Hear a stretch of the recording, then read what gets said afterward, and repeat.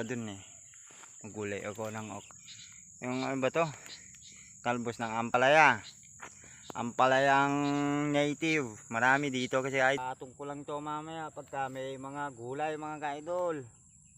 Patong ko lang sa taas. Ito mga ka-idol, may libreng gulay na naman si idol. Di ba? Talong. Ito. Kuha lang ako ng ito mga ka-idol.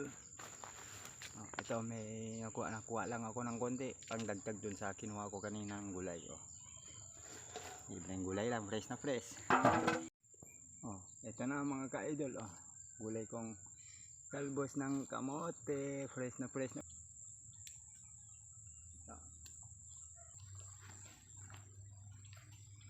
Ito na mga ka-idol, kumuha lang ako ng konti pang dagdag lang. Libreng gulay, fresh na fresh. Okra.